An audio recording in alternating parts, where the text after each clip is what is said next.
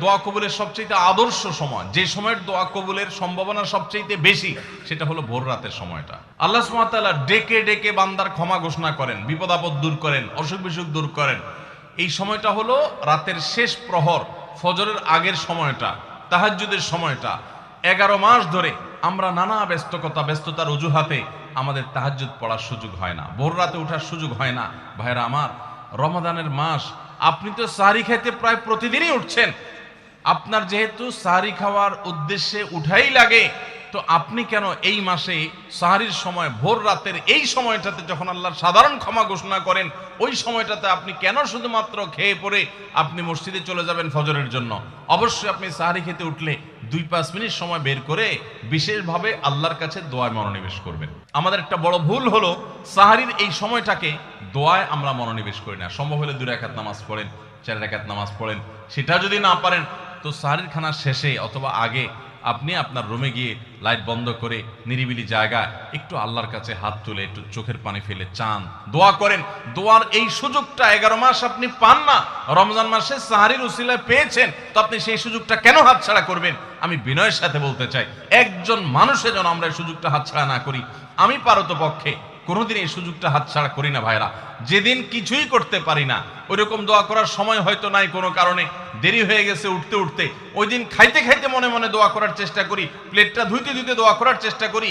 কারণ মুয়াজ্জিন ফজরের আজান যখন দেন, ওয়াক্ত যখন হয়, তার আগ মুহূর্ত পর্যন্ত আল্লাহ তাআলা দুনিয়ার আসমানে এসে তারপরে বান্দাকে ডেকে ডেকে বলেন, আলা মিন মুবতালান, তোমাদের মধ্যে কেউ কি অসুস্থ আছো, ফাআফিয়াহু, আমি তাকে সুস্থতা দান করব।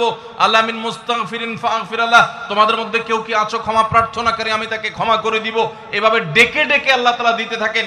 টোটাল 24 ঘন্টার মধ্যে যেই সময়টার দোয়া ফেরত দেয়া হয় না, যেই সময়টার দোয়া মিস হওয়ার সম্ভাবনা খুবই কম, আপনার দোয়ার বেসিক শর্তগুলো ঠিক থাকলে এই দোয়া কবুল হওয়ার সম্ভাবনা জোরালো, সেই সময়টা হলো ভোর রাতের সময়টা। রমজান মাসে এই সময়টাতে দোয়ার যে সুযোগ তৈরি হয়, দোয়ার যে বিশাল সুযোগ আপনি পান, এই সুযোগটা হাতছাড়া করে আপনি শুধুমাত্র খেয়ে দিয়ে এই সময়টাকে পার করে দেন, এটা কখনো বুদ্ধিমানের কাজ হতে পারে না। এই জন্য রমজান মাসের ভুলগুলোর মধ্যে থেকে একটা হলো যে সাহরির সময়টাতে, ভোর রাতের সময়টাতে, দোয়া কবুলের গুরুত্বপূর্ণ সময়টাতে আমরা দোয়া তো করিই না। অনেকে ওই সময় আজকাল সাহরি পার্টি বের করেছেন, তামাশা বের করেছেন, অনেকে টেলিভিশনের প্রোগ্রাম দেখেন। কোন চ্যানেলে সাহরির সময়ের কোন প্রোগ্রাম, আমরাও মাঝে মধ্যে এগুলো আগে রেকর্ড করা থাকে। সাহরির সময় আমরা টেলিভিশনে প্রোগ্রাম করতে যাই না, আগে রেকর্ড করা থাকে, সেগুলো চলে।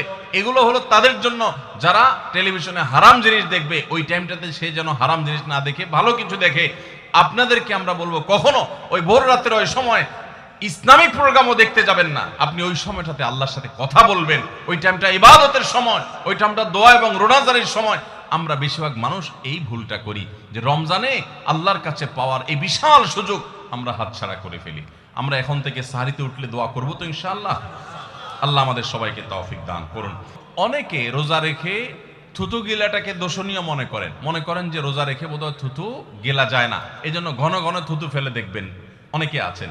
বিশেষ করে নতুন নতুন যখন রোজা রাখে পোলাপান, তখন দেখবেন যে মিনিটে মিনিটে থুতু ফেলে, আছে না নাই?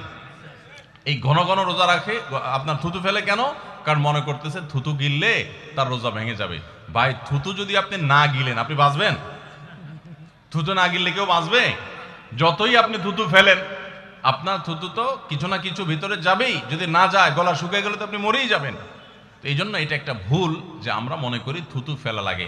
রোজা রেখে রোজার কারণে এক্সট্রা কোনো থুতু ফেলার দরকার নাই।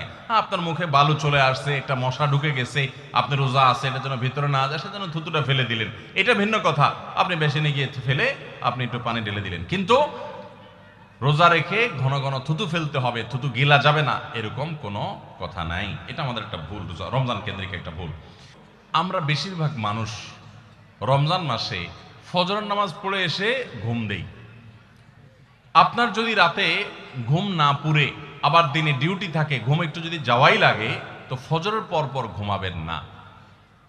আলহামদুলিল্লাহ, আমাদের বাসায় আমরা এটার প্র্যাকটিসটা প্রতি বছর খুব হার্ডলি করার চেষ্টা করি। ফজরের পর পর কোনো ঘুম নেই, ফজরের পর একটু কোরআন তেলাওয়াত করেন। প্রথম চোখ ভেঙে আসবে, কারণ আপনি ভোর রাতে উঠছেন, অভ্যাস নাই। তো যাতে চোখে ঘুম না আসে, সেজন্য নানান বুদ্ধি বাইর করে ঘুম দূর করেন, একটু উঠবস করেন। ওই টাইমে বসে ফজরের পরে আপনি তেলাওয়াত করেন, জিকির আজকার করেন, সকাল সন্ধ্যার দোয়াগুলো পড়েন, এটা দোয়া করেন, রমজানের কিছু আমল করেন। এশাকের নামাজের ওয়াক্ত হয়ে গেছে, 2 রাকাত নামাজ পড়ে এরপর আপনি পারলে দরকার হলে শুয়ে যান, কিন্তু ফজরের পর শুয়ে যাবেন না। এটা একটা ভুল, কারণ নবী করিম সাল্লাল্লাহু আলাইহি সাল্লাম সকালের এই সময়টার জন্য দোয়া করেছেন, আল্লাহুম্মা বারিক লি উম্মতি ফি বুকুরিহা, আল্লাহ আমার উম্মত জন্য সকালের সময়টাতে বরকত দান করুন। আর ওই সময় আপনি ঘুমায় থাকছেন। তো রমজান মাসে আমরা এটা একটা ভুল করি, এটা আমরা করব না যথাসম্ভব। আমরা যারা নিয়মিত আজানের জবাব দেই, আজানের জবাব দেওয়া একটা আমল, আপনারা জানেন তো, মুয়াজ্জিন যা বলে তার সাথে সাথে তা বলা, তার পরপর সেটা বলা। মুয়াজ্জিন যখন আল্লাহু আকবার বলে, তখন আপনিও আস্তে আস্তে করে আল্লাহু আকবার বলবেন। মুয়াজ্জিন আবার যখন আল্লাহু আকবার বলবে, আপনিও আল্লাহু আকবার বলবেন। মুয়াজ্জিন যখন আশহাদু আল্লা ইলাহা ইল্লাল্লাহ বলবে, আপনিও আশহাদু আল্লা ইলাহা ইল্লাল্লাহ বলবেন। মুয়াজ্জিন যখন আশহাদু আন্না মুহাম্মাদুর রাসূলুল্লাহ বলবে, আপনি কি বলবেন? আশহাদু আন্না মুহাম্মাদুর রাসূলুল্লাহই বলবেন। অনেকে সাল্লাল্লাহু আলাইহি সাল্লাম পড়ে, সাল্লাল্লাহু আলাইহি সাল্লাম পড়বেন হলো আজানের শেষে, কিন্তু আজান চলাকালীন আশহাদু আন্না মুহাম্মাদুর রাসূলুল্লাহই বলবেন। সহিহ মুসলিমের আজানের জবাব দেওয়ার অধ্যায়ে পরিষ্কারভাবে নবী সাল্লাল্লাহু আলাইহি সাল্লাম শিক্ষা দিয়েছেন। ইমাম মুয়াজ্জিন যখন বলবে ইযা ক্বালা আশহাদু আন্না মুহাম্মাদুর রাসূলুল্লাহ ফাকুলু আশহাদু আন্না মুহাম্মাদুর রাসূলুল্লাহ, তখন আমরা আশহাদু আন্না মুহাম্মাদুর রাসূলুল্লাহ বলবো। এরপর হাইয়া আলাস সালাহ হাইয়া আল ফালাহ যখন বলবে, তখন লা হাওলা ওয়ালা কুওয়াতা ইল্লা বলবো। এরপর আল্লাহু আকবার বললে তাই বলবো, লা ইলাহা ইল্লাল্লাহ বলার সময় তাই বলবো। তারপরে আজানের জবাব দেবো, দুরূদ পড়বো, দোয়া পড়বো। এই যে আজানের জবাব, এটাতে লাভ হয় কি জানেন? মুয়াজ্জিন আজান দিয়ে যেই সওয়াব পায়, আজানের যারা মুখে জবাব দেয়, মুয়াজ্জিনের সাথে সাথে বলে, তাদেরকে আল্লাহ তাআলা সমপরিমাণ সওয়াব দান করে। আর মুয়াজ্জিন কি পরিমাণ সওয়াব পায় সেটা কি জানেন? কোন মুয়াজ্জিন যদি আল্লাহকে খুশি করার জন্য আজান দেয়, দুনিয়ার উদ্দেশ্য তার কাছে না থাকে, বরং আল্লাহকে খুশি করাটাই তার উদ্দেশ্য থাকে, তাহলে এই মুয়াজ্জিনের ফজিলত হলো, ওই মুয়াজ্জিনের আজান শুনে যত মানুষ মসজিদে আসবে, ওই ওয়াক্ত নামাজে যত মানুষ শামিল হবে, সবাই যে পরিমাণ সওয়াব পাবে, যার যার অ্যাকাউন্টে যাবে, বোনাস হিসাবে সবার সমপরিমাণ সওয়াব মুয়াজ্জিনকে দেওয়া হবে। আর আপনি মুয়াজ্জিনি না করে শুধু আজানের জবাব দিলেও সেই মর্যাদা বোনাস হিসেবে আল্লাহ তাআলা আপনাকে দান করবেন। এই হাদিসের ফজিলত একবার আরো 10-12-13 বছর আগে কোন এক জায়গায় আমি বলেছিলাম, সৌদি আরবে থাকতে।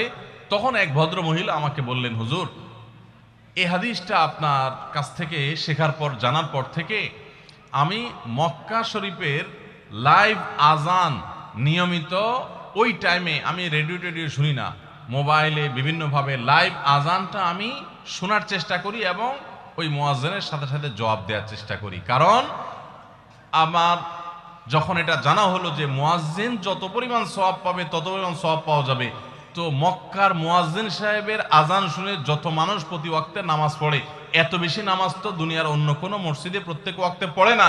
সো আমি লক্ষ লক্ষ মানুষের নামাজ পড়ার সমপরিমাণ সওয়াব, মুয়াজ্জিনের পরিমাণ পেতে চাই, সেজন্য মক্কার লাইভ আজানটা আমি ফলো করি।